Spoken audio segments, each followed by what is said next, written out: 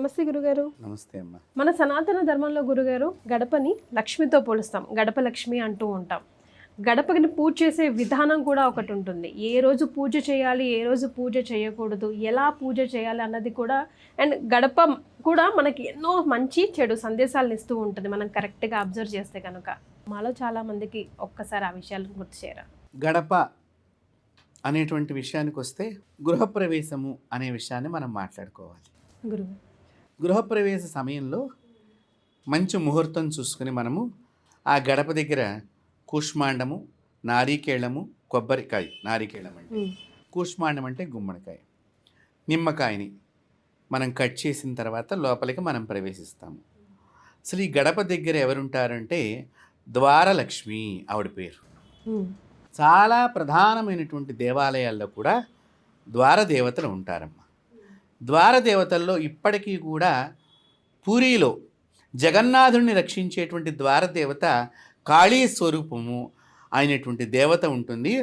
ఆ దేవత ఎలా కూర్చుంటుంది అంటే మనం మామూలుగా రెండు కాళ్ళ మీద కూర్చుని ఇలా చాలా సీరియస్గా చూస్తున్నట్టుగా కనిపిస్తుంది. మీరు ఎప్పుడన్నా పూరి వెళ్ళినప్పుడు లేకపోతే జగన్నాథ మందిరాలు మనకు హైదరాబాద్లో కూడా ఉన్నాయి, ఇప్పుడు చాలా చోట్ల జగన్నాథ మందిరాలు కింద ఆ అమ్మవారు వి అనే అక్షరంతో స్టార్ట్ అవుతుంది. నేను మర్చిపోయాను అమ్మవారి పేరు, బట్ ఆవిడ కాళీ శక్తి. ఆ కాళీ విగ్రహము గడప మీద చక్కగా వాళ్ళు చెక్కి కూడా అక్కడ ఉంటుంది. పూరిలో ఇప్పటికీ ఉన్నది అలాంటి దేవత ఆవిడ. కృష్ణుణ్ణి ఎవరు కూడా చెరుపు చేయకుండా, కృష్ణుడికి ఎటువంటి దోషము తగలకుండా కృష్ణుడిని రక్షించేటువంటి అమ్మవారే ఇక్కడ ద్వారదేవతగా ఉంటుంది. ఇప్పటికీ ప్రధానమైనటువంటి అన్ని దేవాలయాల్లోనూ. అలాగే ద్వారము మీద చాలా దేవాలయాలకు పెడితే గజలక్ష్మీదేవి ఉంటుంది. ఈ గజలక్ష్మి ఏం చేస్తుంది? ఈ గృహంలో ఉన్నటువంటి వాళ్ళు అంటే ఆ దేవాలయంలో గజాంతైశ్వర్యము, గజములు ఎట్లయితే అభిషేకం చేస్తూ ఉంటాయో ఆ మాదిరిగా రోజు వీడు అంత అభిషేక ప్రియుడు కావాలన్నట్లుగా వీరి ఇంటిలో ఐశ్వర్యం అంటే ఏమిటి?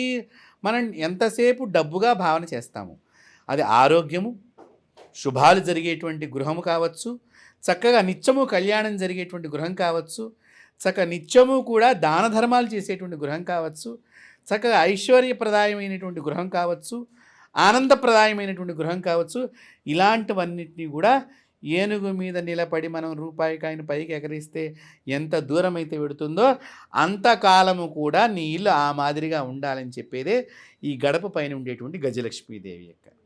గడప కింద ఒక దేవత, గడప పైన ఒక దేవత. చూడండి ఇక్కడ మనం ఇల్లు కట్టేటప్పుడే చాలామంది మేము ప్రధాన ద్వారం ఎప్పుడు పెట్టుకోవాలి అని చెప్పి మన దగ్గర ఉండేటువంటి సిద్ధాంతులందరినీ కూడా మంచి ముహూర్తం అడిగి ఆ ప్రధానమైనటువంటి ద్వారాన్ని అక్కడ ఏర్పాటు చేస్తాం. అంటే ప్రతి నిమిషము కూడా మంచి శక్తి ఆ ఇంట్లోకి ప్రవేశించాలి.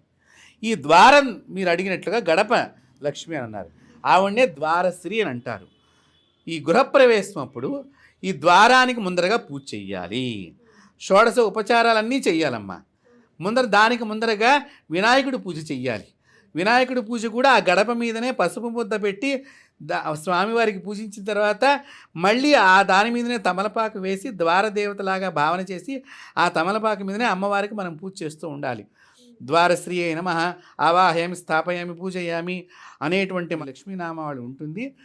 ఆ విధంగానే ఆమెను పూజించి హారతంతా ఇచ్చిన తర్వాత అప్పుడు ముహూర్త సమయానికి ఆ ద్వారదేవత ఎలా రక్షించాలి అంటే బాగా మంచిగా భోజనం చేసి మంచి బలంగా ఉండి ఆ అమ్మవారు లోపల యజమానిని రక్షించాలి. ఈ ద్వారం లోపలికి ఎటువంటి దుష్టశక్తులు రావద్దు. ఇప్పటిదాకా పనిచేసినటువంటి వారు పనికొచ్చే వాళ్ళ దగ్గర కూడా అశౌచం ఉండవచ్చు. ఎందుకంటే మనం మామూలుగా వాళ్ళకి తెలియదు మైలు వచ్చిందా లేదో తెలియదు, ఎవరి వాళ్ళ చుట్టాలు బంధువులు పోయి ఉండవచ్చు, మళ్ళీ మనం డ్యూటీ మానేసుకుంటే డబ్బులు రావు. ఇలా రకరకాలుగా కట్టే సిమెంట్ వర్కర్స్ దగ్గర కానివ్వండి, కార్పెంటరీ వర్కర్స్ దగ్గర కానివ్వండి, పెయింటింగ్ వర్కర్స్ దగ్గర కానివ్వండి, స్లాబ్ వర్కర్స్ దగ్గర ఎక్కడైనా ఏదైనా దోషాలుంటే ఈ ద్వారము దగ్గర ఈ కూష్మాండాన్ని, నారీకేళాన్ని, నీంబూ ఫలం అంటే నిమ్మకాయని మనము కట్ చేసిన తర్వాత దానికి ఎర్రని కుంకుమ వేసిన తర్వాత బలిగా ఆ ద్వారదేవతకి సమర్పణ చేసిన తర్వాత చక్కని ముహూర్తానికి లోపలికి అడుగు పెడతాం. ఇది ద్వారదేవత యొక్క శక్తి.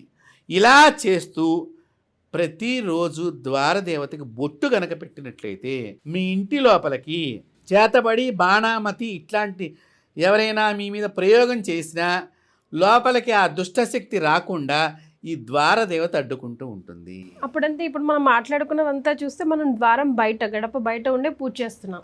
మరి లోపల ఉండి పూజ చేయాలా, బయట ఉండి పూజ చేయాలా, గడప లక్ష్మికి అన్న కాంట్రవర్సీ ఎక్కడి నుంచి వచ్చింది గురువుగారు? అంటే ఇప్పుడు నేను చెప్పిందంతా గృహప్రవేశం ముందర కాబట్టి ఇదంతా బయట నుంచే మనం పూజ చేస్తాము. ఇప్పుడు లోపలికి వెళ్ళాము, లోపలికి వెళ్ళిన తర్వాత కూడా గృహప్రవేశం అయిపోయాం, 1 సంవత్సరం అయిపోయింది. ఇప్పుడు మనం ఎలా గడపని పూజించాలంటే కూడా చక్కగా బయటకు వచ్చి చక్కని పవిత్ర జలాలతో ఒక బట్ట తీసుకుని ఆ బట్టని తడిపేసి ఆ గడపనంతా తుడిచేసేసి, రోజు తుడవాలి అంటే సమయం అవుతుంది కాబట్టి కనీసం శుక్రవారం రోజునన్నా చక్కని బట్టతో తుడిచేసేసి పసుపు రాసి 5 బొట్లు పెట్టాలమ్మా. 5 అంటే ఇట్లా 3గా కనిపిస్తే ఇలా 3గా ఉంటాయి. శుక్రవారం రోజు గడపకి తప్పకుండా చెయ్యాలి. చేసి ధూపం వేసి మీరు ఆ పక్కగానే బయట చక్కని నిమ్మకాయ కట్ చేసి పెట్టినట్లయితే ఆ ద్వారానికి చాలా బలమైన శక్తి వస్తుంది. అనారోగ్యాలు లోపలికి ఆశ్రయించవు. కాబట్టి ఇది ద్వార యొక్క పూజా విధానంలో ప్రతిరోజు ఒక బొట్టు పెట్టండి. ఆ బొట్టు మీ ఇంటిని తప్పకుండా కాపాడుతుంది. బొట్టు పెట్టినప్పుడు ఇంటి లోపల అయినా నిలబడి పెట్టవచ్చు, బయటికి వచ్చైనా పెట్టవచ్చు. కానీ గడపకి మాత్రము బొట్టు పెట్టడం అనేది ప్రతి ఒక్కరూ చేయటం మూలకంగా దానికి చాలా మీకు తెలియనంత శక్తి ప్రవేశిస్తుంది. ఎప్పుడైనా మీరు ఆ పట్టుకున్నప్పుడు కూడా ఒక్కొక్కసారి మీకు తెలియకుండా ద్వారం దగ్గర ఉండేటువంటి దేవత మీ లోపలకు కూడా ప్రవేశించే లక్షణాలు కూడా ఉంటాయి. అంత బలమైనటువంటిది. అందువల్లనే ద్వారానికి మన వాస్తు శాస్త్రంలో అంత ప్రాధాన్యతని ఇవ్వటం జరిగింది. చాలా సంతోషం గురుగారు. ఈరోజు నేను సుమన్ టీవీ ప్రేక్షకులు ఎంతో అదృష్టం చేసుకున్నాం. రకరకాల సందేహాలను నివృత్తి చేశారు. ధన్యవాదాలు. స్వస్తి.